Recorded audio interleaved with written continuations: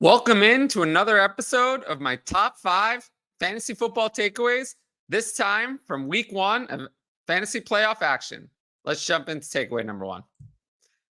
Arthur Smith is driving me insane. I wish I could get like the steam to come out of my head. Wish that was a thing. I got to get someone to put that in post. But I hope this is the game that gets Arthur Smith fired. They lost to the Panthers 9-7. Desmond Ridder was horrible. 12 for 20 for 152 yards, touchdown, interception. But most notably, the backfield split was a joke. Bijan Robinson had 7 carries for 11 yards and 1 catch for 3 yards and lost a fumble. He had negative scoring in some scoring formats. Plus, he only played 58% of snaps. I thought we were going the right direction. Nope. Tyler Algier, 14 carries, 45 yards, 1 catch for 6 yards. He played 50% of snaps. And then Cordero Patterson had an exciting role of 5 carries for -2 yards, but he did have 1 catch for 2 and a touchdown on 3 targets, vulturing that touchdown, 27% of snaps. The whole thing is a disaster. Drake London, 85% of snaps, just 3 targets. I don't know what happened last week. He was amazing. This week, disappeared. 2 catches for 24 yards. Kyle Pitts, 65% of snaps, 3 for 37 on 4 targets. Not even playing Jonnu Smith over guys like Michael Pruitt. The whole thing makes no sense. The offense makes no sense. Everything is a disaster. And, they need a clean house. They need a new coach. They need a new quarterback. Desmond Ridder is not it. It's just, it's a joke. The whole thing is a joke. And I hope Arthur Smith goes and returns to FedEx where he belongs. I'll ship him back there. Now, speaking of offenses that were weird, but in this case, a lot more successfully, the Bills suddenly became a run-heavy offense. Josh Allen had 7 pass completions on only 15 passing attempts for 94 yards and a touchdown, and 8 for 24 and a rushing touchdown. This is a game they won by 21 points. James Cook was 25 for 179 and 1 and 242 and 1 through the air. Over 200 total yards and 2 touchdowns. The league winner. He played him this week. And then somehow Latavius Murray and Ty Johnson combined for 14 carries and a catch. So even with them getting that involved, there was still room for James Cook to absolutely dominate. On contrast, Stephon Diggs was the only non-running back to catch a pass, 4 for 48 on 5 targets. Dalton Kincaid, Gabe Davis, and Khalil Shakir totaled 4 targets and no catches. No matter which one of you they played, they were all goose eggs. And Dawson Knox outsnapped Dalton Kincaid, 62% to 49%. Like, what are we doing here? What are we doing here? They won, which is terrifying. But I'm a little scared for Dalton Kincaid moving forward. I hope it was the injury he was dealing with. Stephon Diggs was, if this is what the offense is going to be, Stephon Diggs is going to be wanting out of town. So, yeah, in terms of things you can do in Dynasty, James Cook might be a sell high. I don't think many games are going to look like this. And Dalton Kincaid might be a buy low because the talent's there and he had a bad game. It's always a good time to take a look. The rest of it, probably shows that they need better alternative weapons other than Gabe Davis and Khalil Shakir. Now, to get into something very saddening to me, Keaton Mitchell was just confirmed today has a torn ACL. It sucks. It sucks. It's heartbreaking. I mean, he was easily leading the backfield. He had 9 carries for 73 yards. On the play he got hurt, it looks like he was going to break away from a long run before the injury. It sucks. He was their best running back by far. He had 47 carries for 396 yards and 2 touchdowns on the year. I mean, that's like 9 yards a carry. 9 catches for 93 yards. I mean, he was just so good.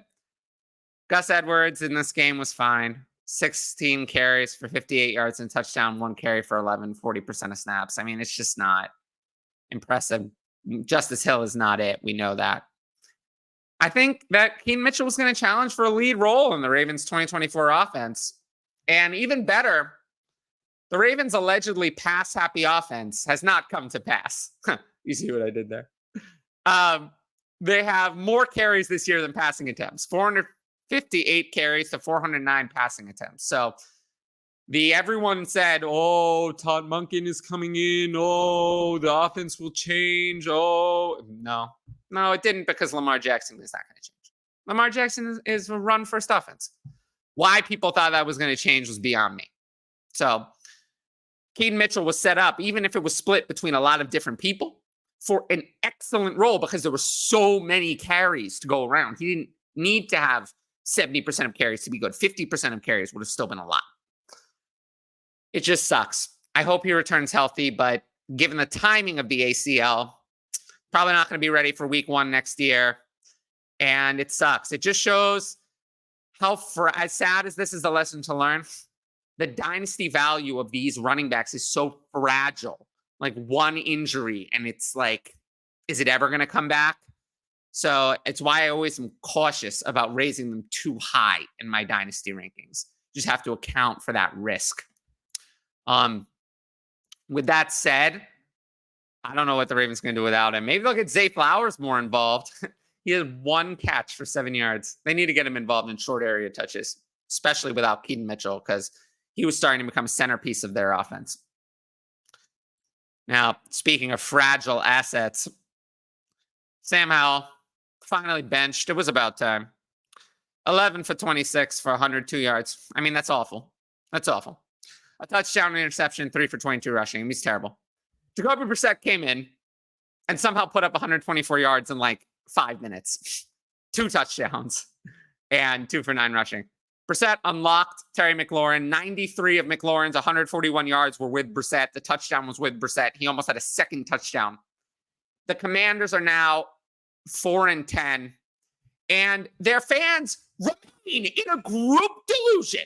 Still, that Sam Howell is going to be their 2024 starter. Still, they remain in a group delusion. That's not going to happen. They're 4-10. Yeah, he has a lot of passing yards. It's great. 19 touchdowns to 15 interceptions. He's taken 59 sacks, 6.7 yards per attempt, 64.7% completion. What there is impressive? What? Nothing. He has no awareness of the pocket, no decision-making skills, and his fantasy stats were lifted by 5 rushing touchdowns, but he only had 265 rushing yards, not even averaging 20 rushing yards a game. It's not like he was a running quarterback. As I said 100 times, either Sam Howell would find a way to get the ball to Terry McLaurin, or the Commanders would find someone who could. Well, they're going to find someone who could. They're going to explore every option to replace this disaster that they have in Sam Howell. I expect them to be active in the Justin Fields trade market. Look at Kirk Cousins in free agency. You never know. Stranger things have happened. It's a new ownership group. And to consider all possible quarterback options with a first-round pick, including moving up to number 1 or number 2 overall at high cost for Caleb Williams or Drake May, if that is a possibility. This is not the 2023 Panthers. They have a decent roster and some weapons to build around. They have some cap space. They are not dead in the water. They can get another quarterback. And I've been begging people to sell Sam Howell all year. Now it's too late. So I hope you listened before. This has been a pretty negative show, but another negative takeaway. Derrick Henry is done. Finished. Done. 16 carries for 9 yards and 4 receptions for 1 yard. 20 touches resulted in 10 yards. Horrific performance. Tyjae Spears on 10 touches had 37 yards. 9 carries for 30 and 1 catch for 7. He looked much better. Will Levis suffered an ankle sprain. Probably going to miss a week or 2. Season's almost over. Titans are out of the playoff race. Seems like an end of an era here. Will Levis, I think, is their guy moving forward, at least for next year. Henry's been 230 carries is nice, but only 884 yards, 3.8 yards per carry. 10 touchdowns kind of held him up. Spears has 4.7 yards per carry, much more effective. I don't think Henry's going to retire. He's going to have a role, but it's kind of similar to the Austin Eckler situation. If he's going to need to accept that a team is not going to pay him more than $5 million a year, probably in a 1-year deal. If he just wants to retire, he might. If he's willing to accept that role, fine. But he's already down to 16.4 carries a game per year. I can't see him duplicating that in 2024. There's no burst. Doesn't have it anymore. There's no passing game role next year. I just think curtains up on Derrick Henry. Great career. Great career. Absolute league winner for multiple years, but it's over. It's over. And with a running back, it's usually not quick. It's usually not gradual. I mean, it's quick. So it goes from good to bad really fast. And I think it's over for Derrick Henry. Now, if you like these takeaways, make sure to like, comment, and subscribe to the channel. That'll help support the video, and also I appreciate it. And then if you, we're going to get into some Patreon questions. If you want to ask advanced questions, sign up at the links in the top right corner, patreon.com/fantasyadvice. And that's the only way to ask advanced questions for the YouTube. So let's jump into question number 1. We talked about this a little. What happened with Bijan Robinson? Can we trust him next week? Well, what happened is that Arthur Smith is a joke. Like I said, he should be returned to FedEx. Yeah, I think you have to trust Bijan Robinson next week, but not as an RB1, but probably still have to start him. It sucks, I know, but I can't imagine sitting him. Is Bijan still a dynasty buy? I'm not sure he was before. Now he might be. Or am I overreacting to a situation? If you're going to buy, what would be a good price? Rebuilding team. As a rebuilding team, building around a high-priced running back's not usually my style. So, I mean, I don't know. Like, if I could move Christian McCaffrey for Bijan Robinson, but why would a rebuilding team ever have Christian McCaffrey? Like, if I could move Jahmyr Gibbs for Bijan Robinson plus, maybe I still would. Something like that. I mean, if that's what's on the table. But buying a running back in a rebuild is not really my style. If I think I'm going to be a 2024 contender, then I'm interested in buying Bijan Robinson. Like, if I can pay, a wide receiver where the ceiling's not as high, like something like Jordan Addison, to buy Bijan Robinson as a contender, I absolutely still would. Rebuilder, not so much. What are your best strategies or tips for managers to evaluate player values? Great question. One is explore the data. Explore the data. Familiarize yourself with ADP. Familiarize yourself with trade value. Use different sources of data. DLF is, of course, my favorite, but familiarize yourself with Keep Trade Cut, their values and other people's values, because you need to know what the market is. Then you should make your own values, make your own rankings, make your own spreadsheet. Don't base it on the community values, but independently do that. And then, you just you do those things, and then you listen to me. You listen to me, and you can take my data, my rankings as another source. So you have multiple sources. So that's what I would do in order to do that. But just generally, there isn't a one-size-fits-all answer to this. And that's why I'm still here. That's why I haven't been replaced by a computer. Because sometimes you need a human to help you. When does youth simply not matter anymore? Good example could be Judy in the 2023 offseason. When does production outweigh an aging and declining asset? This is situation dependent based on the state of your team, and additionally dependent on the exact player. So this is not going to have a one size. People always want it. They always want a one size fits all answer. I can tell you I can give it. It would not help you. I could give you that answer, but it would be useless. It would lead you astray. That's why, again, why I still exist.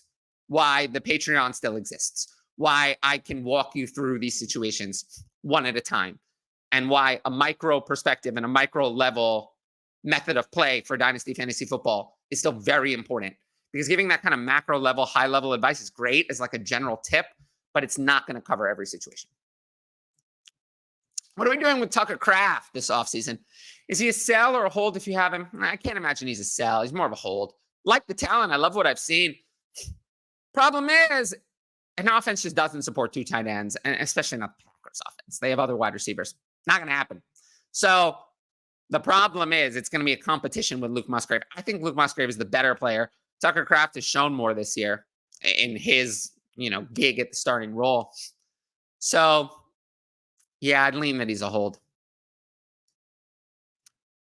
Do I think Alexander Mattison will have a starting job next season? Absolutely not. You saw what Ty Chandler did at the first opportunity with Alexander Madison's job. So I don't think Ty Chandler is any good, really. I think Ty Chandler's kind of just meh. But if Alexander Madison couldn't do it, he's certainly not going to have a starting job next season. I think he's going to be, they might keep him on as a backup. He's on a cheap deal, but starting job, no chance. If you like the video, make sure to like, comment, and subscribe. I know we ran a little bit longer, but just had a lot to say today. And keep watching for that Dynasty Fantasy Football content. We've had great reception on those videos so far. And I'm going to make sure to keep bringing you lots of Dynasty takes as we head into the offseason and into draft season, rookie drafts. But until next time, I want to thank you all for watching, and I will see you all later. Peace out.